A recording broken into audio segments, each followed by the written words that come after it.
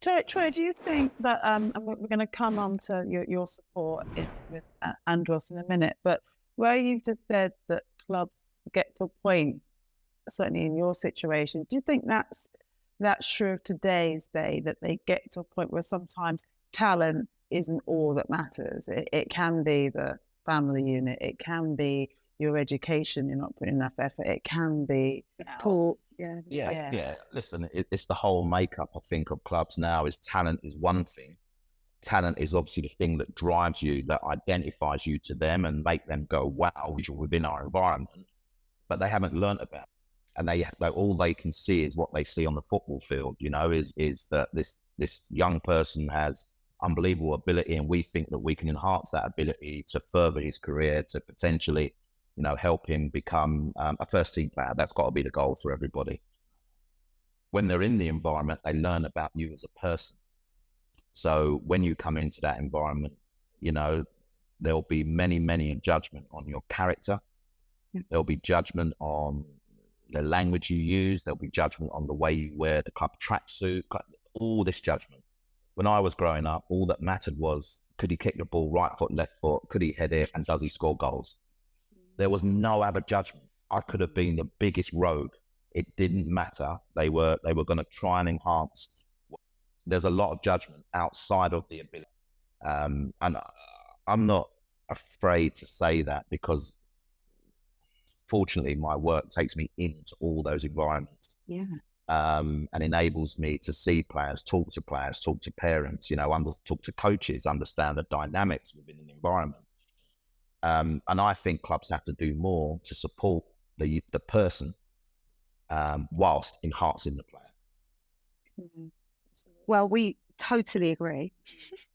But we also, I suppose this project that we're doing is about hopefully being able to, a lot of people come into football, they don't know any of this stuff, right?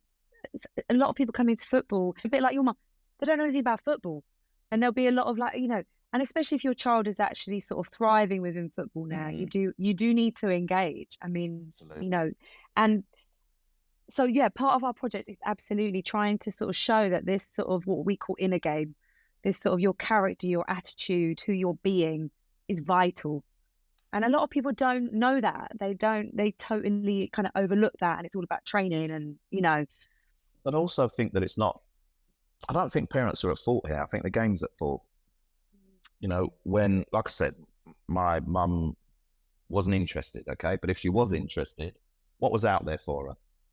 How could she become interested? How could she manage my time alongside my schooling and whatever else, or manage the next stage of what is a potential career?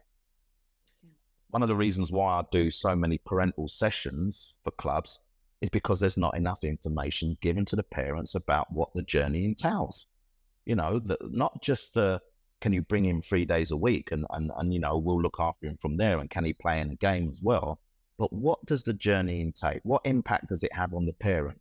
Do they cater for the parents that are still working and have to take an hour off just to get their sons to daughters to training? Do they cater for their understanding or lack of understanding about what the environment is going to be like? Because it's an extension of their education, as far as I'm concerned. So they go to school 9 to 3:30 or what times it is now, but then they're in training from potentially 5 o'clock to 9 o'clock. So football environment is an education environment as well.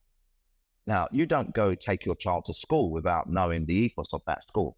You don't take your child in there and go, look, go along, the teachers will look after you, don't bother me until you come out of there. No, you set certain ground rules, not only for your child, but also if you need to, you go and knock on the head teacher's door and just say, well, my child said that yesterday, and you ask and demand answers. Football's not really open to that, because when parents do that, football then starts talking about the parent behind the parent's back, by the way, which then impacts on the child, because the child is then seen in a different way, is perceived differently. And I've seen so many people who want to do the right thing for their children in that environment, but are scared to rock the boat, because rocking the boat could potentially mean that, their opportunities are taken away from them. So I think the game just needs to be more open in the way that it needs to address the situation of, you've got to work with the parents.